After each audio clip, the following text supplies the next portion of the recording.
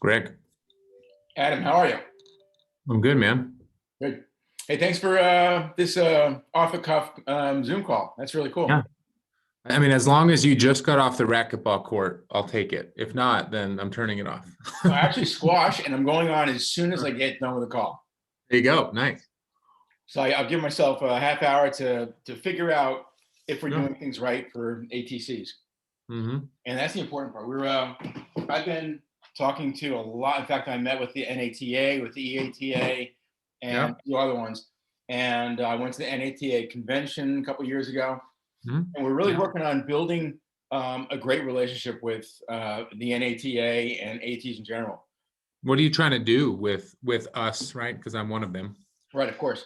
To give you a tool that allows you to handle the training room, the different areas in the training room, have your clients available to text them, to as individually to say they have to be someplace, to message them as a group. Let's say it's a football team, they have to be in between 3 and 4 to train. Yep. You can send out a group message and sign them up for the room. Now, what we're doing, probably in phase 2, is building different areas. You know, you have the ice bath, you have the massage table, you have the aerobic machines, that kind of stuff.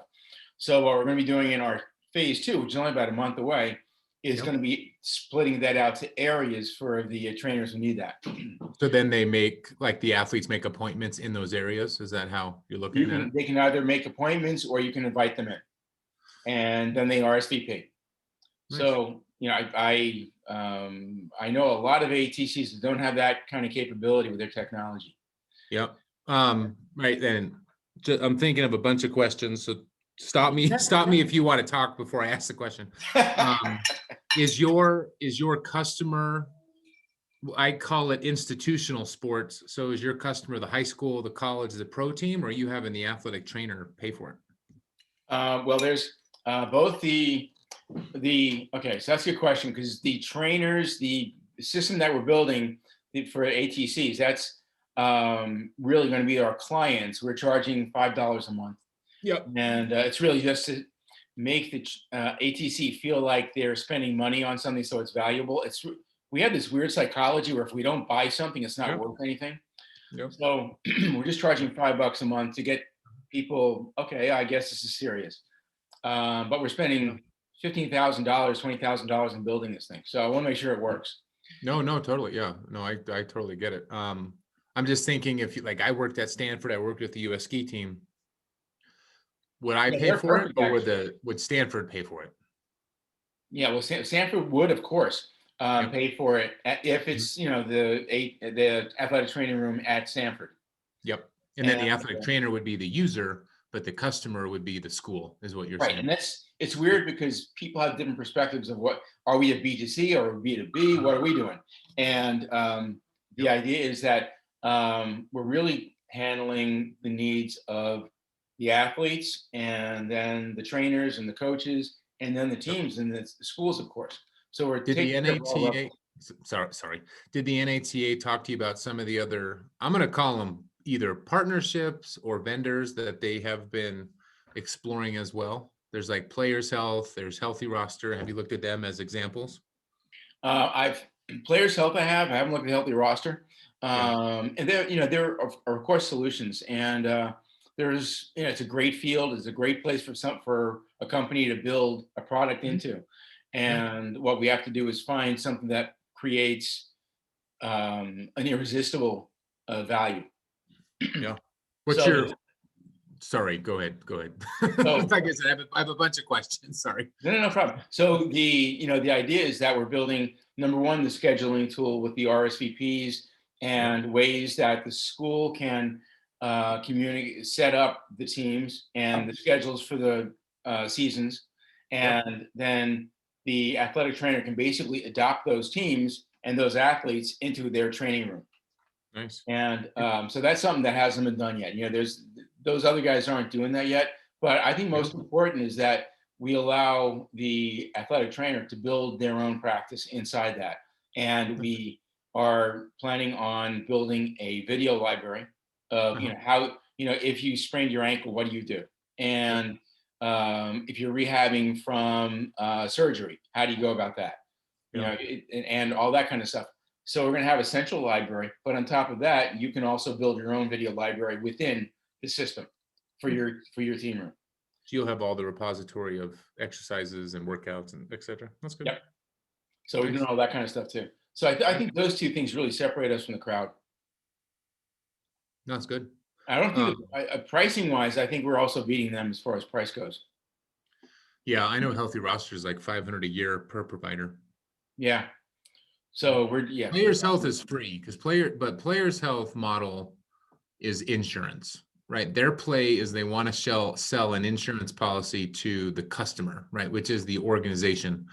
But Players Health is really focused on what I like to call in the moment, a very small sliver of an injury. It's just like, oh, you got injured. We are an EMR. We're just a medical record. Doesn't do anything else. It's just, here's the injury. And then there's no one attached to the system. Like the athletes and the coaches are attached to it, but there's no healthcare provider really attached to it.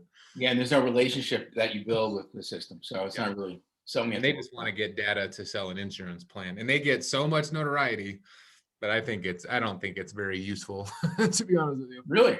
Well, I think EMRs are really good for a lot of reasons. If you're away and you get hurt, you break a leg, and you might have some other pre-existing condition, and this way the EMR travels with you wherever you are. I think as long as it's cloud-based and extraordinarily safe and private, I think it's a great idea. The problem is jumping through the HIPAA rules and all that stuff. So exactly. It's a tough one. What is your, like, I looked at your profile on LinkedIn, like there's a company that you're part of and you're trying to really improve athletes and healthcare. Like what is the UB Sports? Yeah, UB Sports is, it was my brainchild back in 2003. And it was really, I was coaching a fencing team, the high school fencing team. I was coaching my kids' soccer team, and I was a nationally ranked squash player. So I was also at the time an investment advisor. So, and I've been working with tech since '72. So from the very basic beginning of tech, all the way through then cell phones, and then the web, and then 8 years later, the boom and then the bust of .com. So I'm there. I woke up in the middle of the night. I said, I just had this incredible dream. I was sitting on my desk, reaching out into the cloud, grabbing the fencing swords that I need for the fencing team, grabbing the soccer cleats for my kids' soccer team, and grabbing my registration materials for the nationals, all while I was sitting down on my desk. And it clicked, that was the web. And all these different kinds of stuff I can grab from the web, because the world's with the web, all of a sudden there are no borders. There's nothing stopping you and everything's immediate. So I said, this is a great concept, but it was way early. Nobody was putting their credit cards online, so you couldn't buy anything. There was no such thing as a social network. AOL tried, but that was weak. And there was really no video whatsoever. I mean, there was 5% of us had one video instrument, broadband.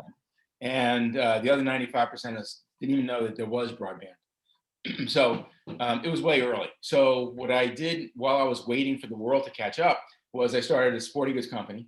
We were selling stuff on Long Island. And then it ended up being national. I was selling to UCLA, USC, Texas, Oklahoma, Maine, all over the nation. And it went from $0 to $600,000 in sales. In fact, we had more sales than we could supply. So we had to give back 400 of those 600 and say, you guys have to go to the second biggest provider. Good for you.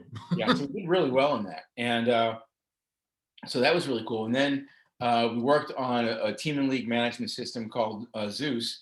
And I always had in the back of my head, what I really want to do is be able to complete the needs for the athlete, the whole athlete. So it's news, blogs, skills, drills videos, rules videos, competition videos, equipment, connections with the top athletes, so you can ask them questions. So when we're doing this thing, my partners wanted to take the team and league management system and do that thing. I wanted to do my social network and resource for athletes. So they went their way, I went my way. They just closed their shop last year because there's just too much competition in that field. So I, on the other hand, we just got more money. We're relaunching. We have our beta up now. If you look at ubsports.com, that's our third beta. And UB Sports for real is launching in about 3 weeks. So that's going to be on totally new technology, on the best technology, ASP.NET, Java. Everything else is like totally the tops. So our problem with the old site was that it crashed after 2 or 3,000 people hit it at once. And Yep. now we should be able to handle like 1 million people on the site at once. And what is it offering? Like, is it just a way to communicate? Is there service behind it? The I'm service really looking. comes from the connections between the Olympic athletes and the pro athletes and the amateurs coming up. Yeah. And yeah, there's UV Sports. So there's videos, there's the ambassadors are the Olympic athletes and the pros. Curated content is stuff that we find that's on sportsillustrated.com or Yahoo Sports or something like that. And we curate it and put it on there. And then there's member content under there. If you look, well, you don't see it on here, but if members had written something that would, and the ambassador thought it was good enough to put up on their sport portal. Every sport has a sport portal. And that would pop up there. But you also have bulletins down lower beneath the curated content. And so that's real time. Watching, if I know that the Federer and Rafa are playing in the US Open finals, I can text everybody by hitting that bulletin and it goes out real time to everybody. What's the revenue model of this? Who pays? Who's your customer? Well, a good question. First of all, sporting goods, there's a 50% markup with sporting goods. So selling sporting goods is fun. Not balls. Balls are only about 5% markup. That sucks. And you can't even get them from China right now. But yeah, that's one good revenue driver. The other one, of course, is ad revenue. On each page, there's about 3 to 7 cents of ads on there. And they're very innocuous. In fact, on this page, there aren't any ads. We kept them off the front page. And then subscription services. So we will, number one, of course, have the Athletic Trainers app and the Studio Trainers app. But there's also an app that we're building for recruiters and coaches. So scouts, recruiters, coaches can look into our population, and there's a screening and a search service that will allow a baseball coach who's looking for, say, a pitcher who throws a 90-mile-an-hour fastball can search our whole population and find that 90-mile-an-hour fastball pitcher. Gotcha. So that's coming up in about 2 or 3 months. We put that on the site because I wanted to get the training services out first and the site itself up and running. Right. Once again, I'm asking a bunch of questions. What is, like, I'm looking on here. Yeah. Is this all you do? First question. And then, like, do you have a team that's helping you, or is this just you and a bunch of people on the side job? And we have 7 people right now on our team working, and we have a dozen current Olympic and pro athletes that are ambassadors for each one of their sports.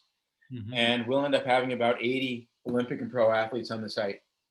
And they'll be curating. Are you paying them? Like, are they a paid ambassador? Oh, it's one of these things where it's a pleasure for a top athlete to give back to their community, to their sport. Yep. So we're paying them $20 an hour, and everybody's grateful to get that. Because they haven't been getting anything in the smaller sports, like the Olympic sports don't make any money. So I know. Exactly. I know. And yeah, if they're lucky, they get a job at Home Depot. Yep, exactly. You know, and you don't really want to wear orange all day. So this. So what are they doing? Are they trying to drive regular athletes to become a paid member? There's no such thing as a paid member, unless the member buys a subscription that is offered by, let's say it's a coaching company that offers online training. That would be, let's say they charge $15 a month, like Squash Skills does for squash. And we keep $5, they get their $10, and we bring them new members. So the subscription service is the third leg of that stool for us. So as we build our subscription service, that's a monthly revenue driver right there. Damn it. I'll have to do this. Firefox, oh yeah. Interesting. Yeah, that's the old site. The new site obviously is not going to have this problem. Do I am I going to need, whoops, I didn't do my last name. Am I going to need to redo the new site, or is it automatically going to get pushed over? It'll all automatically become uvsports.com. Your information, your data all runs over to the new site when it launches. And the new site's looking really nice. And they've gotten the wireframes down. They've gotten the main pages, but they haven't put the content in. So it's a little. Are you the only investor, or did you get a bunch of people to jump in on the idea with you? Oh, we got tons of people to jump in with us. It's exciting. I think we've had 35 investors so far, Wow. and we're looking for more. Right now, we just started our seed round a couple months ago, and we already have, it's a $2 million seed round. We already have about 150 in. So Wow. yeah, it's working pretty well. And people get this, especially now with COVID. I hate to say it, but COVID's been a fantastic thing for us because kids are looking. We have something called COVID Crazy, and it's where you can go and see home videos, how you work out at home, what you do at home, that kind of stuff. So Can people you are. show me the new site? Like, is there a demo that you can show me if I stop sharing? Well, you can use the same one, but I'm a member, so you can see what I'm doing. Hold on a second. Yeah, because I can't. It's not letting me do it. I don't want to waste time while I figure out if my settings are off. I'll show you staging live here. Okay. Yeah, hold on one second. The guy's supposed to be seeing. Hey there. All right. We'll play tomorrow. That's great. Yeah, I get time tomorrow. Okay, cool. So like maybe lunchtime. All right, cool. Okay, bye. Sorry, man. No, it's fine. Okay, so we'll go to ubsports.com.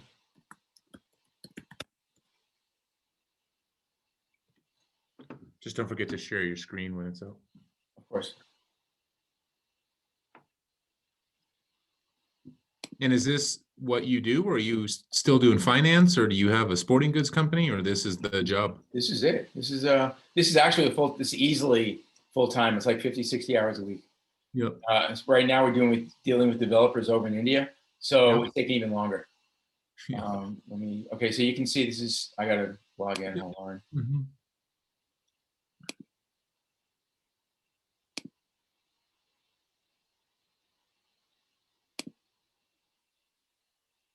Yes, I know it's not private. Thank you.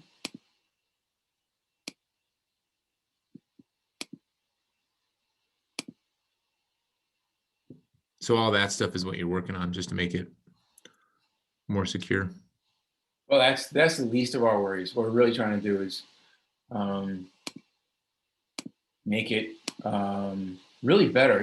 This is sort of it looks old and dated a bit, so we're trying to freshen it up and make it look much more new. And that's part of it, right? That's like buying a house and doing a remodel. Yeah, like we're in the middle of doing that ourselves.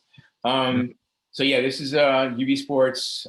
This is my world. It's where I can put all my stuff up there. My social media is all there. I can go to, I've loaded this up specifically for me. So my Twitter account, my Facebook account, my YouTube channel, everything else is right there.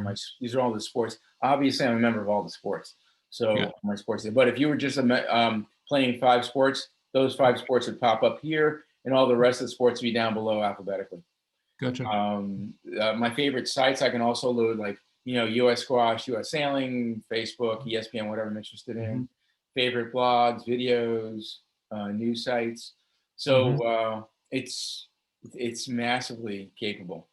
UB Sports Live is the main universe. It's everybody who joins the site becomes a member of the UB universe. And that is everybody coming together, sort of like the wide world of sports back in our younger days.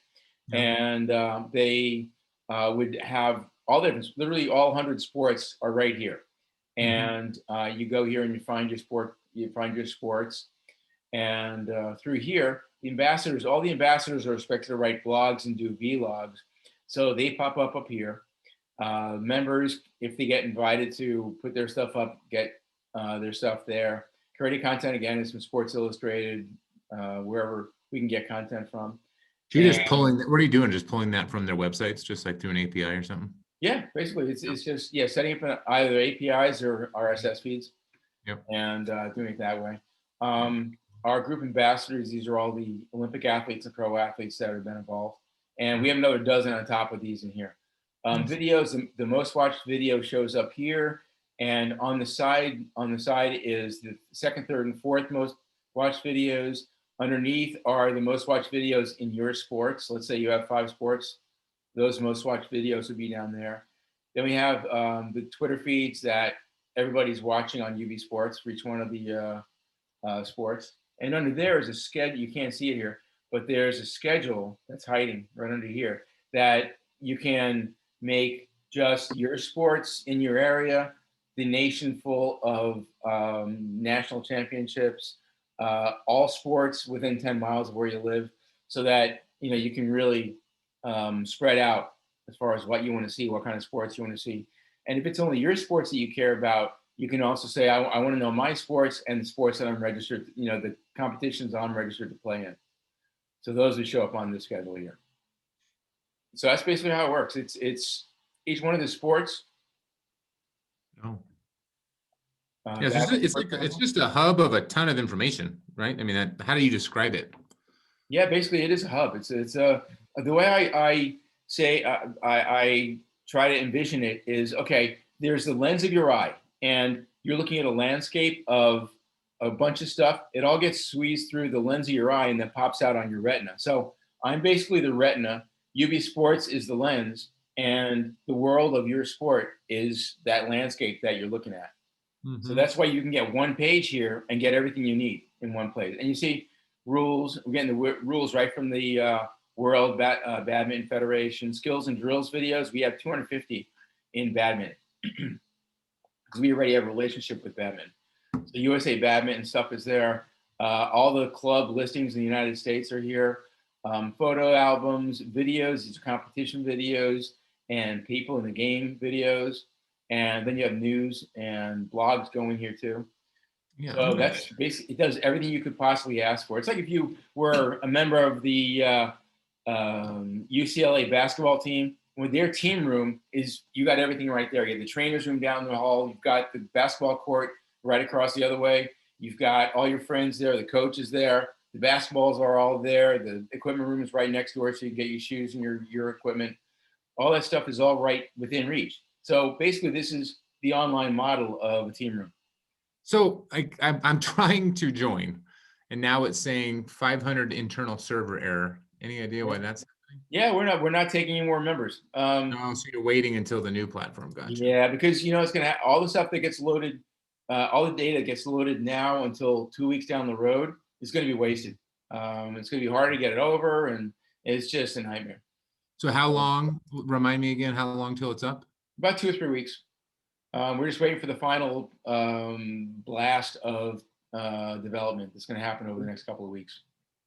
Yeah, well, I'll definitely keep an eye out for it. You'll probably post stuff here and there, right? Oh yeah, we'll be all over. I'll put it up on my LinkedIn page and Facebook and Instagram, all that kind of stuff. So we'll be there. But my question to you is, what do you need that you don't think you're not getting that would help you with what you're doing? Like, would you use an app? Would you prefer a website? What would first of all make more sense for you?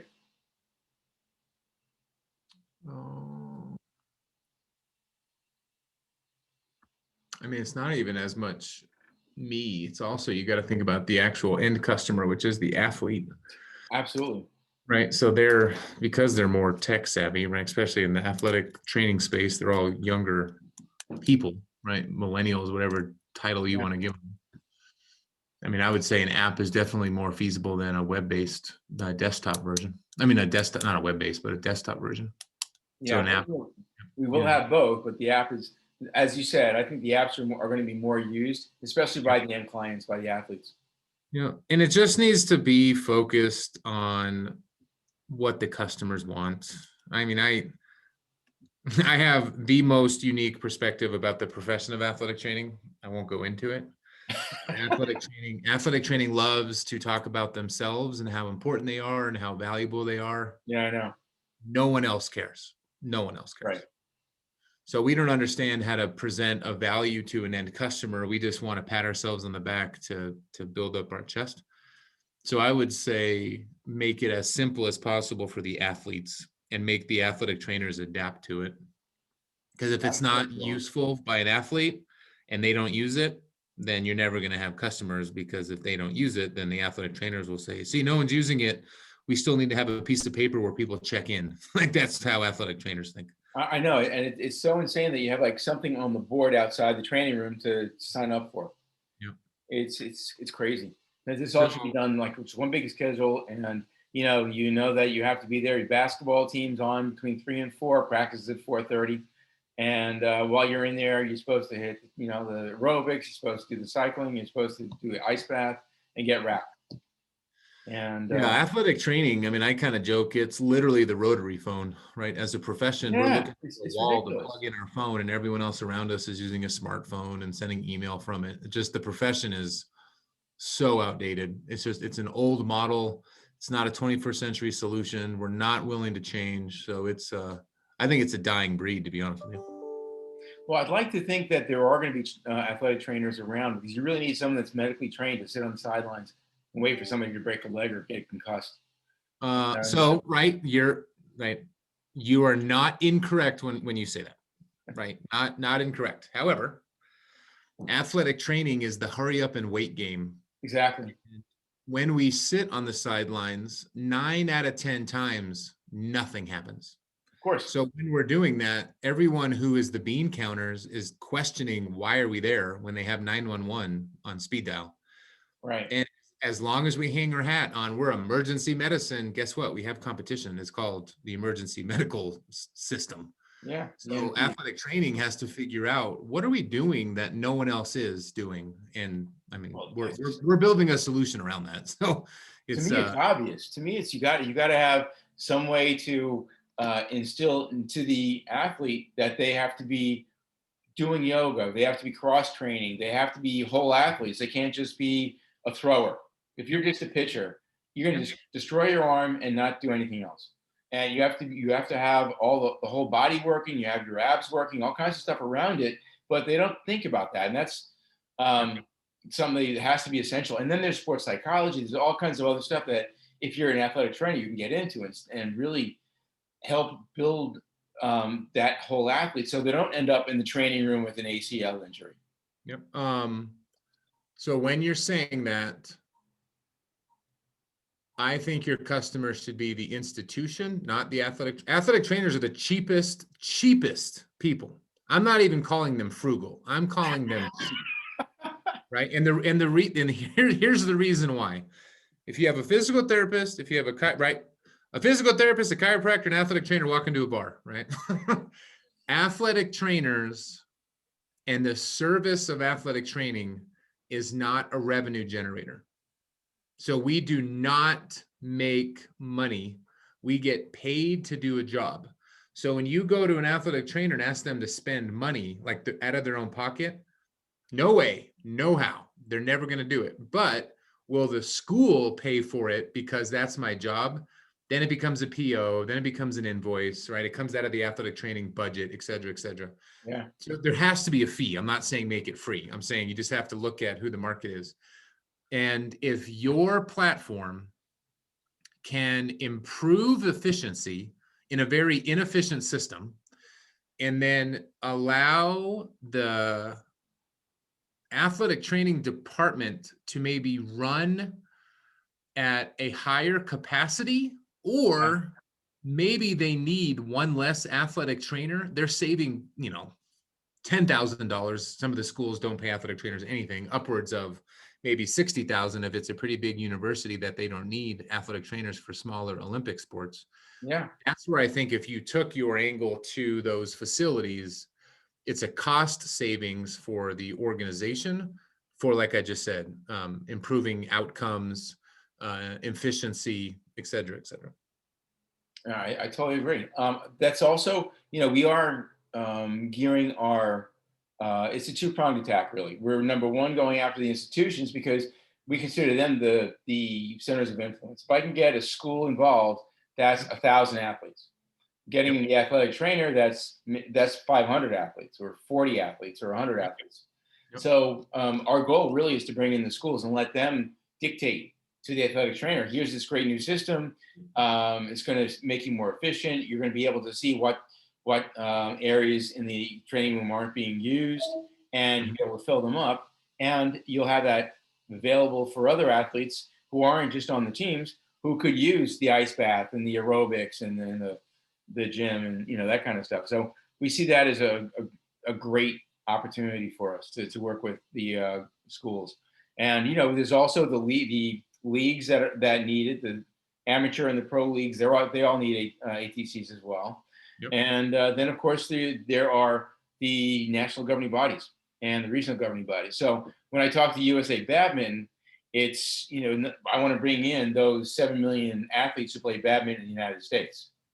But, you know, they have access to 20,000 of them, but their reach is every single club around the nation that has badminton. So what is your solution for those people, for those badminton players? What are you trying to offer them other than being part of UB Sports? Like when we talk about the athletic training space, what are you trying to do? Okay, so outside of the athletic training space, for an athlete or a kid who's starting off and their parents, say like my case, I took up fencing because I walked through the hall of the high school one time. I'm hearing this ching, ching, ching, ching, ching. I'm like, what that's got to be, that's really interesting. So I walked in and all these guys are wearing white and swinging swords around. I was like, that's really cool. So I picked it up and went with it. My parents had no idea what fencing was. Yep. You know, their idea of fencing was like gates and posts. And so I had to find a way to learn how to play. So I had to find mentors. I had to find the coach. I had to take myself out of school early so I can get to the training at the high school. It was a pain in the ass. But the idea is to have all the information I would need as a beginning athlete, as an intermediate athlete, and then as an elite athlete for different reasons. One is to learn the rules, learn how to play, learn how to win, learn how to train to be a good player. And then as I get older, I want to be recruited to one of the good high schools, like a prep school or a college. And then, of course, to the pros after that. So we can be extremely beneficial, number one, because we have all these resources right here. But number two, we can be really helpful when you get out of college. I mean, the worst problem when you get out of college is that you stop working out. It's like a cliff. Your last day of basketball, getting out of college, might be your last day of basketball ever.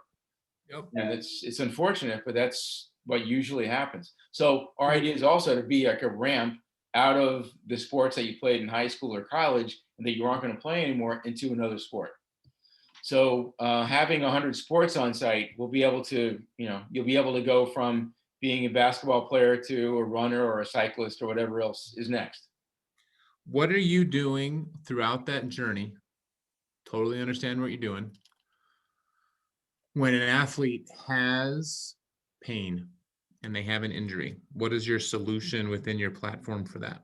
Right? I know you're building the app out for the institutions, but what happens when that collegiate athlete retires or graduates, right? And then they retire from collegiate sports and they become a triathlete and they have pain and they can't access their collegiate athletic trainer anymore, right? They're not a student athlete. What are you doing for that?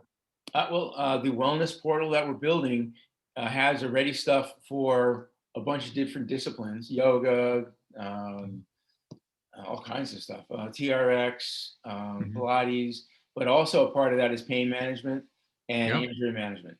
And we also plan to have a directory of all ATCs around the nation so that if someone gets hit, hurt, whatever, they can find an ATC locally. When you want to talk about a 21st century solution, let me know.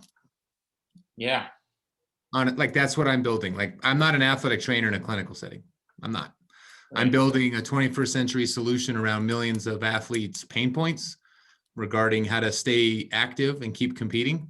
And we're gaining major traction within the technology space. So we're a niche, we're a sliver within your overall ecosystem, but we're talking with some pretty significant technology companies that want to invest in what we're doing because we're able to put a moat around an athlete and really focus on their overall health. And when you try to go and get athletic trainers just to be available, it's a very difficult ride.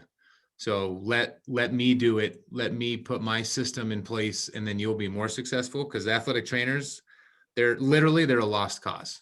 And I'm one of them. My friends are athletic trainers. I'm done. Like I'm done with it. So the old model is not going to change. So there has to be a new model and we're literally building the new model as we speak. I mean, we're the Uber of the taxi industry. That if you guys don't want to change, that's cool, but you're gonna fall off the wayside, right? We're Airbnb, we're Uber, we're doing something that no one else is. So So who's whenever doing you your want to really technology? talk about that, let me know. Who's doing your technology? So great question, right? And you've been very transparent. I'm going to pull out the transparency as well. I have built a very significant opportunity off of passion, off of vision, off of leadership.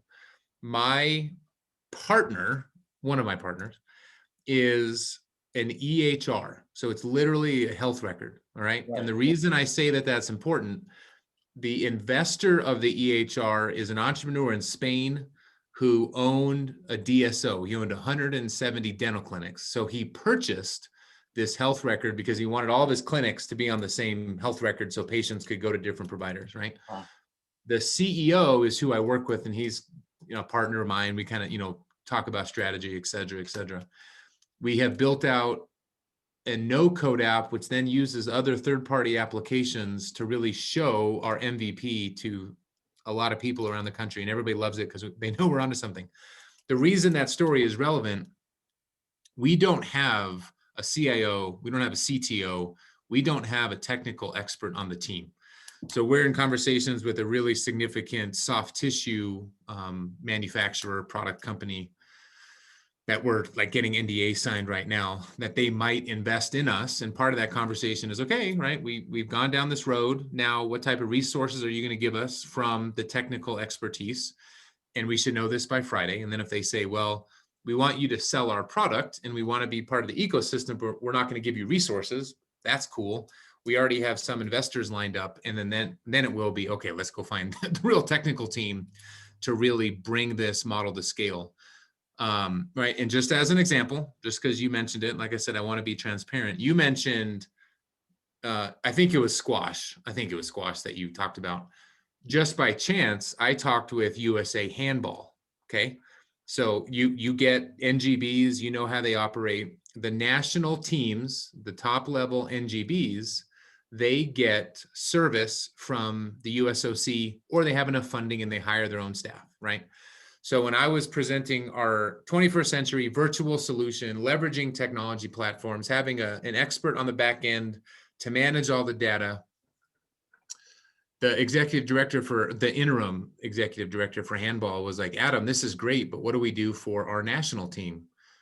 And my answer was nothing. Like, I'm not trying to touch your national team. Your national team has the in-person services. We're building a model off of the in-person services and we're bringing it virtual. So every single athlete that is in a club team, in the youth development program, or is a weekend warrior handball player will now have access to the same level of service. So then if they get better, then they can lead up to that next level. And they're like, we love it, we want to do it. So we're creating the solution around how do we keep athletes healthy? That if we look at in the marketplace, athletes are sold two mindsets: how to get stronger, how to get faster, how to get more explosive, and how to get sexy in the gym, right? How do you have the sex appeal with a nice body? Or they are sold, this is healthcare, and healthcare isn't healthcare, it's sick care. They are sold, when you tear your ACL, this is how and what we can do for you. And they're both good. There's nothing wrong with either one of them, but there is not a service on the market that allows athletes to stay active and keep competing. And that is what we are building. And there are multi-million-dollar technology companies that are trying to sell products, and we're selling a service, which will then say, hey, you should come and partner with us. We can sell your product when the time is right. So we're doing something that's really, really big, really exciting. And what you're doing is the same. You're looking at the athlete as a person. We're looking at them as a competitive, athlete that wants to stay healthy, that there's this. And you can go and spend a lot of time and energy talking with athletic trainers like I have and learn the hard way that they don't do anything. They don't do anything that is difficult. They don't do anything that is challenging, and they don't do anything that is new unless it is just, I get to be an athletic trainer and I get to focus on me being an athletic trainer. So that's why we're like, that's cool, right? And if you want to do that, if you want to stand on the sidelines, no problem. But physical therapists are going to steal that from you. That's EMTs exactly the are going to point. steal it from you. Like, you're not going to be necessary in 5 to 10 years. It's going to be a completely obsolete profession. So we're talking with the NATA, and I'm on the DST committee. So I have a direct path to the NATA, and they know me, and I question everything they do. And I'm like, if you guys don't change and you don't evolve and you create a new model, you are not going to have an industry in 5 to 10 years, because just like the automotive industry, technology is replacing it. That exact same thing is happening in athletic training, and they don't even pay attention to it. All they want to talk about is third-party reimbursement, and we need to have an athletic trainer in every high school. There's no money. There's no funding. They can't go raise taxes to put athletic trainers in every high school. They have no idea around the economics behind the profession. They just think people like me, I get back slaps, I get high fives, people buy me dinner, I'm really valuable. And it's like, well, you don't have any data to show it. No one's just going to pay you more money because people give you hugs at the end of the year. And right. And I'm being very transparent because I don't want to see you try to make athletic trainers into something they're not. There's a place that they can be successful, but it's not the old way anymore. The old way literally is getting swallowed up by all these technology companies or other industries creeping into it. So. I agree. I think one of the things that I'm hoping they get with our solution is a way to help the athletes before they get injured and help them train to get more flexible, more agile, and more stronger in the joints that haven't gotten hurt yet. And where we're coming in, there are technology companies that are already doing that. We are building a customer success platform that we're using their platform. Our athletic trainers are the people analyzing the data. We don't need brick and mortar. We don't need to see people in person anymore, because these technology companies are allowing people to use their cell phone and do it on the road, at their house, at their gym. It doesn't matter. And we're bringing that institutional sport service to millions of amateur and recreational athletes that have never had anything. And that's why everyone is like, you're on to the next wave of healthcare. It's like, yeah, we are. We're on to something big. So agreed. If you ever want to talk about how can we partner, all ears, right? There's a lot of ways to work together. That's my goal as the founder and CEO of my company, is how do we strategically align ourselves with the right partners, and then everybody can have a piece of the pie. So I think it's a crazy good idea. I love it. And it does fit. You're right. With us, it fits hand in glove.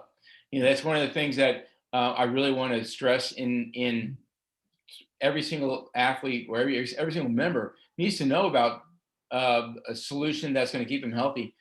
Yep. Number one, nutrition. Number two, the cross training and everything else you have to do to stay whole and be a complete athlete, not just trained for one specific thing. Yep. And if we can work on working together on that kind of thing, that'd be really cool. I think. So, I mean, you're busy because you have your platform rolling out in a couple of weeks, and I want to get in there, but obviously I can't because you're limiting it. Let's touch base once your new platform is up and running, and then I'll show you more of our platform, and to see how not just the platforms can integrate, but at the end of the day, it has to be you and I. I mean, you know that if people don't mesh, then platform isn't going to work at all. So once it's up and you can show me some of the new features, I can show you some of our features, because we're making developments, as we speak as well.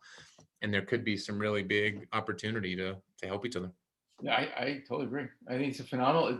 If you can do that right, you are that that ramp from the structured sports to going out and running and cycling on your own. And exactly. That's a big problem that has to be overcome. Yep. Super. All right, let's do that. Let's stay in touch. Yeah. And what's your email address? Here, I'll just put in the chat so then you don't have to write it. Okay.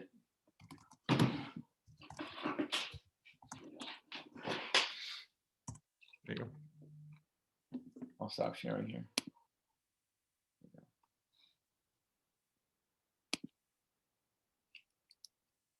Cool. Innovate 18. I love it. Yeah. So, and I will say this, if you go to that website, and you will read it on the homepage, that is a community of athletic health professionals focused on driving change with our top level vision to revolutionize the health of athletes. Like, that is everything we're doing. So we're bringing health professionals together. And then if you go to waveonhealth.com, that is our athlete facing service that I was mentioning just a second ago. Cool. Yep. And like, I mean, I'm truly honest when I say this. There's definitely a place in the marketplace for competition, right? I will say that. Like, there's never one person that's going to own it. And then number two, our scope of work is partnering with other platforms to enhance our overall experience. Like, that is literally what we're trying to do. We're not going to go out and raise $20 million to create every platform that's on the market. We're just like, hey, you guys do something similar. Let's bring it in the ecosystem. And then how do we all play in the same sandbox? That's exactly what we're doing too. So that's perfect. Yep. There's a way that we can work together. How it works, right? Those are just logistics. That's a whiteboard session, figure it all out, all that kind of stuff. But yeah, I'm more curious we're not doing what you're doing. Like, I promise, I'm not stealing ideas from you. We're not doing it. I don't want you to feel, or I don't want to see you go down the rabbit hole of talking to athletic trainers. And after 6 months, you're like, I didn't get anywhere, because that's what I did. I mean, I'm like, I'm wasting my time. So real quick story. Innovate AT used to mean innovate athlete, or innovate athletic training. That's what the AT stood for.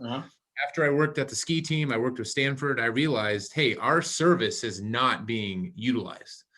So I built Innovate AT to really leverage athletic trainers, build a community so we can advance the profession, okay? After 5 years talking with athletic trainers, it didn't go anywhere, because like everything I was saying, they don't want to change. They're cheap. They don't want to spend money, but they want to make more money. They want everyone to do it for them, right? And it's part of our upbringing as an athletic trainer. It's really fostered from the education system. And I was having the exact same conversation. There was nothing different that I was saying to ATs, that I was saying to PTs, to orthos, to general sports medicine doctors, to CEOs of technology companies, to the business development of technology companies and products and services. And I said, okay, as a startup, I gotta read the tea leaves. Athletic training is not the future. I'm just going to change AT to innovate athlete. And then I'm going to bring all these people in to the fold. And how can we revolutionize the health of athletes? And I'm still going to let athletic trainers in. It's not that I'm excluding them, but I'm not putting all of my energy into one bucket. And they also have to be smart enough. They have to understand what you're doing. So what I'm doing, you're hitting it on the head. What I'm doing is I'm going out and seeking individuals who want to seek a better way, know the current system is broken. They're kind of a techie. They know that there's a solution out there, but they haven't found it yet. Oh, and by the way, they have their athletic training certification, right? Yeah. And for an athletic trainer, that's the opposite of athletic trainers define themselves as, I'm a secondary school athletic trainer. I'm a collegiate athletic trainer. I'm a professional sports athletic trainer. And that box is just, it is so small, they can't operate with anything else unless that's what they do, that we're not one of those categories. And I mean, I tell athletic trainers this all this time. I'm like, how do you identify yourself? I'm a secondary school. Nice to meet you. Like, you're not going to work. You're not going to work in my system. You don't know how to do it. Yeah. And that's through hundreds of discoveries with athletic trainers that we just know so much about them, that we're creating a SaaS model, really, that they get for a certain amount, like an athlete gets money, and then there's a help desk, really, that's what it is. It's a customer success. And then when an injury is bad enough, it's escalated to an engineer. Well, guess what? Our athletic trainers are going to be engineers. Yeah, well, so they have to. We're just creating a 21st century solution. But for your ecosystem of athletes that you're building, you build the athlete system, we build the solution for those athletes around their overall health. And then that's a marriage that everybody wins, right? You don't have to go tackle both industries. You just get the athletes, and we work together that way. Well, it's a shame we didn't figure this out like 6 months ago when we started developing, because we could have had our guys developing this thing for you. Yeah, I know, exactly. And yeah. I mean, still, there's still a way. There's still a way. We have to develop some of our stuff, because like I said, our stuff is no code. Our front end is a no code, and then it's going into some applications. We don't think no code is going to be a long-term solution. No, so we could look at some of what you have and maybe just start using it. right? Like we can, I mean, we got to look at it. I'm not going to say yes without seeing it, but that could really provide a runway for a lot of the stuff that we're doing. Well, I'm thinking the same thing. The way we've built this is that when you're the ambassador or owner of a group, it gives you immense capabilities, and we can handle all the athletes that you can bring in, and then you can provide your own content. You can provide your own videos, your own photos, everything that you'd want to put in there would be all yours, and then that would solve your problem with having technology around it. And we're building the strongest technology available. And I mean, I would say whenever you want to show me a demo, you don't have to wait till it's live. I mean, yeah, as soon as we get that almost MVP, I'll show it to you. And right now it's just wireframes basically. So yep. when we turn that corner, I'll get back on the Zoom and give you a tour. Yeah. Yeah. Keep my email. You have it, right? You have my LinkedIn account. You can't hide from LinkedIn. It's more powerful than our cell phones now. So yeah. Truly. No, stay in touch. Definitely do that. Awesome. Yeah. We'll be in touch soon. Looking forward to it. Thanks, Adam. Appreciate it. Thanks for the time. See you. See you later. Bye-bye. Bye.